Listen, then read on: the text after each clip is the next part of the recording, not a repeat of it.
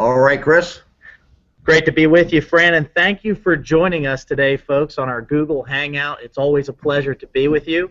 I'm Chris Barnes, and joining me, as always, down in the bottom right-hand corner there, Harry Carabo, our engineer, Harry the engineer, and, of course, Hall of Fame quarterback, Mr. Fran Tarkenton, the star of the show. It's always great to hear from him, and we have a great program scheduled for today. But I just wanted to reiterate what this is all about. Our entire program, the Google Hangouts, all the way down to everything that we do at frantarkenton.com is about you. It's about making you better. It's about helping you run a better business. It's about you having a better life. So we want to help you in any way, shape, or form possible. But in order for us to do that, we need to hear from you. So we need you to interact with us. We need you to ask questions. Tell us what you want to hear from us. And the only way we can do that right now is for you to email us. Email Fran directly. The email, write it down. It's fran@frantarkenton.com. Once again, fran@frantarkenton.com. Or you can go ahead and tweet us and just use the hashtag AskFran. Hashtag AskFran. And this way we can gather up all the information, all the questions you may have, and we can interact with you better and help you better. So, but with that being said, I want to go ahead and just jump into the topic of the day because I think this is a terrific topic, Fran. You just sent out an article this past week talking about breaking free from complacency. And folks, if you haven't seen the article, you need to. It's right there on your toolbar off to the right. You can click on that and download that. But, you know, you talked about lack of transparency, lack of communication, lack of cooperation, and lack of respect. And typically that's what we associate with big business and big government. But does that mean that small businesses are perfect in every way? Well, that's a good question, Chris, and the answer is no. You know, we just got to see a game between Seattle and New England when it looked like Seattle had won the game. They had a second and goal on the 1-yard line with Marshawn Lynch sitting back there, one timeout, 30 seconds left. They're going to score with that big fullback Marshawn Lynch who you can't stop. Right. And all of a sudden, in one play, they had it figured out, didn't they? Pete Carroll had it figured out. The little quarterback had it figured out, Russell Wilson. And all of a sudden, one interception, one play, and the world blew up. Did you see the pictures of Carroll throwing off his headphones? They were stunned. Right. And that's real life. That's real drama. That's why 120 million people found that. But it's a lesson that you and I can learn. Whenever we think we figured it out, we haven't. It's a terrible thing to be complacent. I've got it figured out. I know better than anybody else. And I get into my tunnel vision, and I don't grow, and I don't think, and I don't learn. I turned 75 years old this last week, and one thing I know, I'm learning faster today than I ever been because I'm reading more, I'm listening more, I'm asking more questions. What we put together here with this business club, this entrepreneurial club, is so we can share ideas, so we can get smarter every day. We've got to talk to like-minded people. If we were brain surgeons, we ought to be going to brain surgeon conferences, but we are small business entrepreneurs. We're people that are starting our business or want to start a business, or we're there, and we need to talk to small business people, and that's why we're here to talk about things to give you a different way of thinking. You know, when Chris came out with the article, we talked about all those things that are associated with big government. We think big government is dysfunctional. The Democrats don't work with the Republicans, and the Congress and Senate don't work with the president, and it's just a log jam, and we all are frustrated by that. But big businesses are really no different. You look at some of our iconic companies, Coca-Cola Company. Coca-Cola Company's been around for 100 years. It's been one of the iconic companies ever, and it's stuck. It cannot grow. And the reason it cannot grow because still what they're selling today is what they were selling 70 years ago. It's sugared bottled water. That's not good for you. Diet drinks that are not good for you. The great company IBM used to be my business partner. Been around for about 100 years. They've had to reinvent themselves, at least 5 or 10 times in their history. It's a great company. And now they're stuck. They can't grow. Because if we get complacent, and as the bigger the organization, then we get stuck in where we are, and we don't think, and we don't learn, and we don't try things that make us better, or better than that. We don't have the focus on the customer that we should. We're focusing on how much money we make, on our bottom line. That's the wrong focus. The focus has got to be on the customer. I want to be sure that I take care of the customer. I bring them value. I tell them the truth. It's all about building trust, isn't it not? Who do we hang around? We hang around the people that we trust. And the people that we trust, we know, are going to be there for us because they tell us the truth, even though we may not know the truth. And when we get to that point, then we want to bring value to our customers, value to our prospects, value to our associates who work with us, value to our business partners. And that's what makes business really hot. And so now we think about all the great creativity and innovation that's going on in America today. Medical devices, medicine itself, unbelievable stuff that's going on. We look at the Silicon Valley and Amazon. Amazon continues to just blow me away with what they're doing. Google, Apple, and it goes on and on and on. And while that is going on, and all this great innovation and creativity in America, in big companies, in little companies, then we see companies that have been around for a long time becoming irrelevant. Walmart, iconic Walmart. Mr. Sam Walton was one of my great friends, maybe the greatest businessman that's ever lived. Walmart is stuck, having a hard time growing because people are not going to big box stores. Shopping centers, people are not going to shopping centers anymore. They're buying online. We look at, just a year ago, Office Max merged with Office Depot, big box office supply stores. And now we're reading that Staples is going to buy that combined company because the companies are shrinking. They're closing hundreds and hundreds of stores. They're firing tens of thousands of people because they haven't kept breaking the walls down. They haven't been creative. They haven't been innovative. Their core products are what? Paper, toner, and ink. You can buy paper, toner, and ink at every drugstore in America. Costco, Sam's Club, Walmart, you name it, it's there.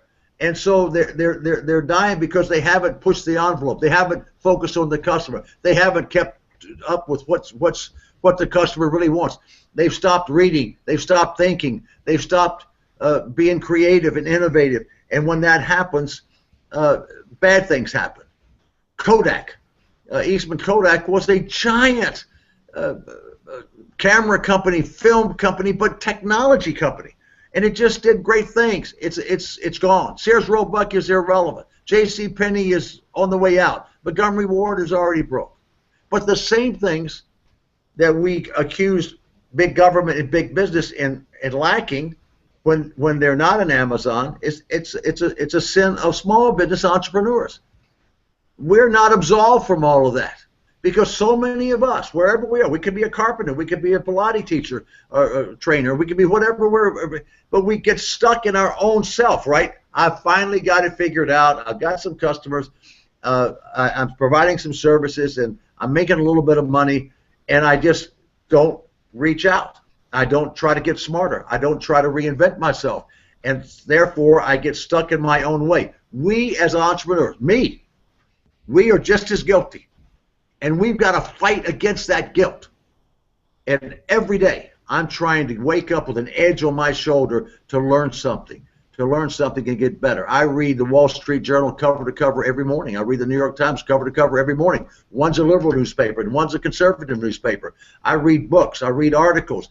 I ask questions. I talk to all types of people to get information, and that's what it is. Now, let me tell you a story. When I'm traveling, I walk into little stores. I walk into little boutique stores, small business stores, and my wife and I go out to Pebble Beach every August, celebrate our wedding anniversary out there, stay for 10 days at the Pebble Beach Lodge, and I just love Pebble Beach. I love Carmel. I love that whole area. And so we go down in the little city of Carmel. And every time I go down into Carmel, I get a new experience. And I walk in the stores, and they are not chain stores. They are individual stores with entrepreneurs. And my wife is a great cook. She's Italian. And so I walked in this kitchen store right there on Ocean Avenue, and I walk in there and I'm, looking around. I like kitchen stores and all the gadgets they have. And so this young guy comes over and he says to me, he says, can I help you, sir? And I'm saying, what in the world would this kid? He's a kid. What would he know about anything in this store? So I said, no, I was nice to him. Thank you very much, but no, I'm okay.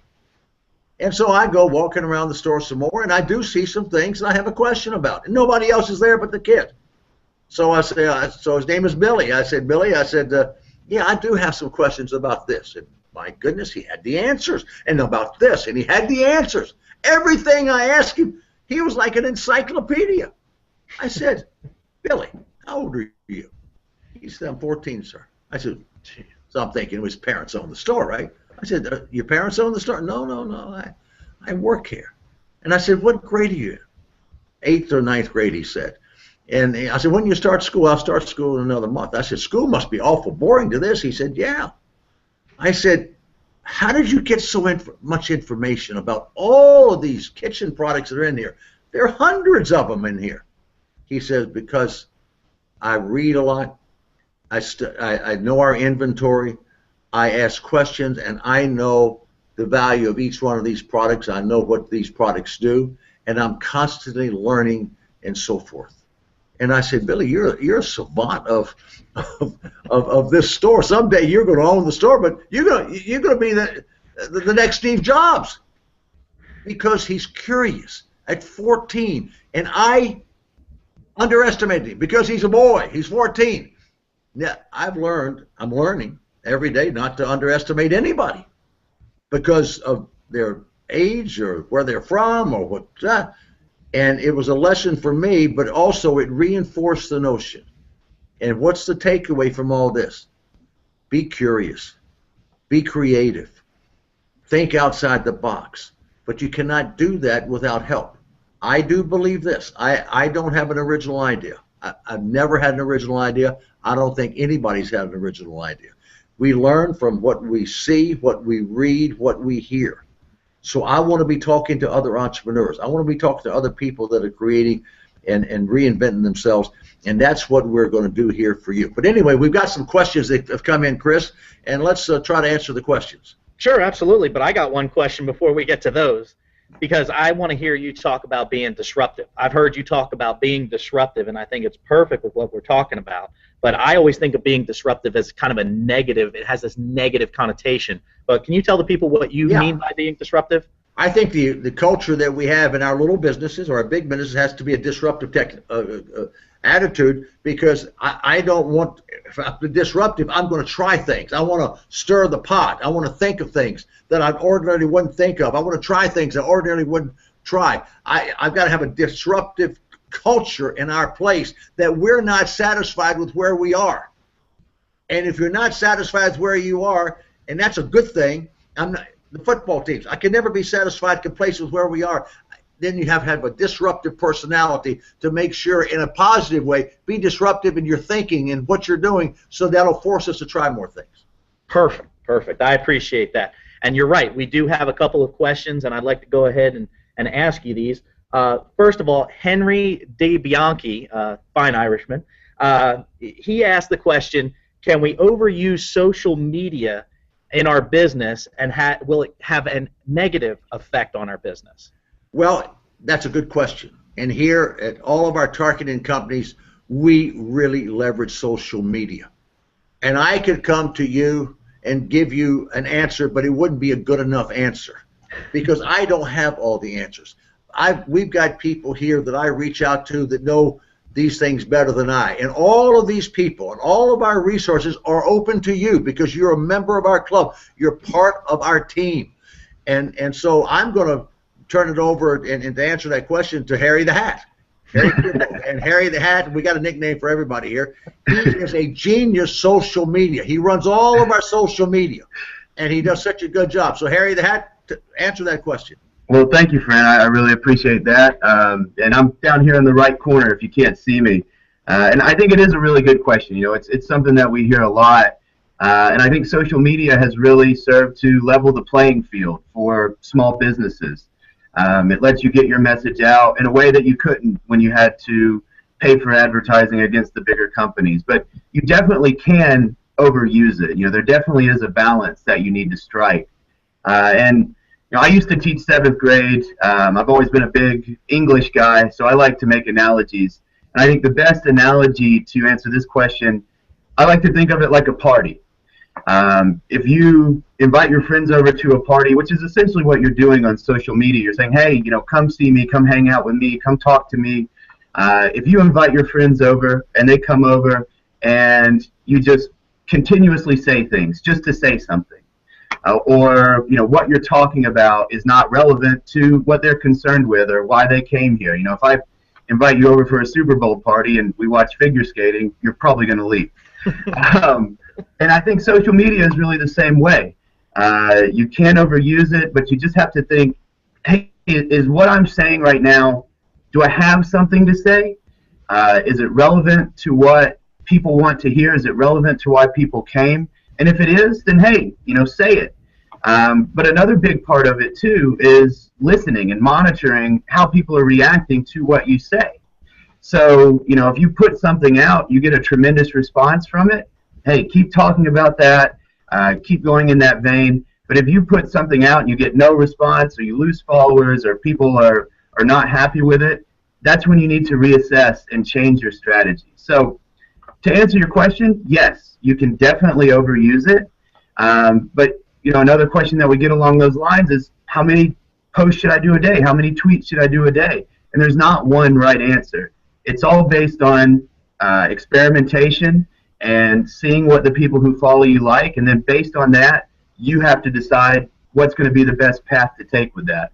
And like Fran said, if you guys ever have questions with that, feel free to send them to us, and I'd be happy to take a look at them with you and see if I can't help you. But I hope that answers your question, Henry, and thanks. That was a really good question.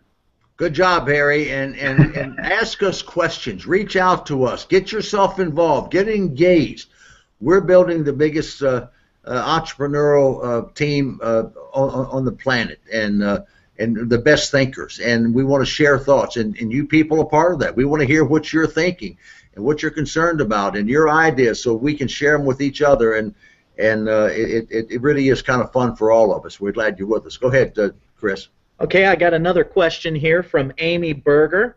How do you think the game of football has changed since the day you played? Talent-wise, fan-wise, across the board. How has the game changed, Fran? Well, the answer would be, it's changed a lot. Well, it's the same football, field, same dimensions, 120 yards end zone to end zone, 52, 53 yards wide.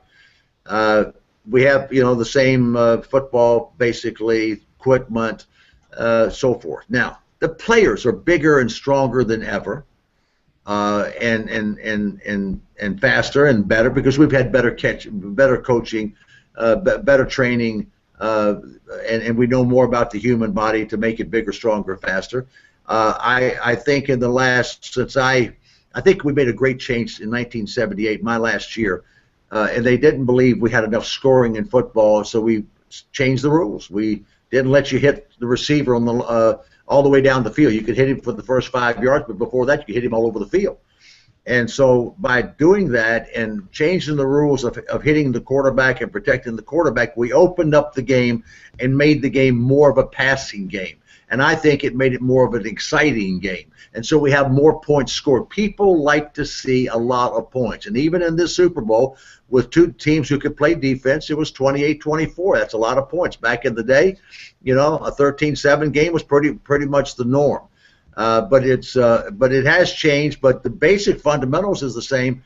The execution is much better.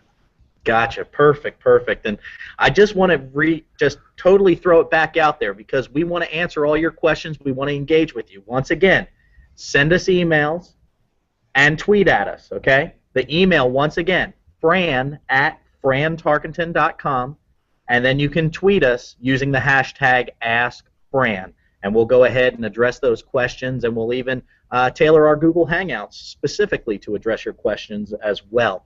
But we appreciate you being with us today, and I also just kind of wanted to let you know you're going to see some really cool enhancements to the frantarkenton.com website here in the coming weeks. So make sure that you stay involved, get your email, read your email. We have some really great value to provide you. Fran, any closing comments? Well, no, it's we're the dead of winter, and I'm going to St. Bart's, the French West Indies tomorrow, and that's part of the reinforcement of me working hard the rest of the year, and we all need to have some downtime. But I'll be in touch with all my guys and women here in this office because I love what we do. I love work, and I love the discipline of work, and so we appreciate you coming. And also, one last thing on the Super Bowl game. You never know what's going to happen in a football game. You never know what's going to happen in life. So wake up every morning with a little edge on your shoulder and put your hands in the soil and think of everything that could go right and everything that could go wrong. When you have that kind of discipline and that kind of detail to your living, you will be able, when the bad play happens, you can react to it. When the good play happens, you know how to handle it. So thank you for joining us. Couldn't think of a better way to wrap it up, Fran. Thanks for joining us again, folks, for our Google Hangout and joining us as part of our family here at frantarkenton.com.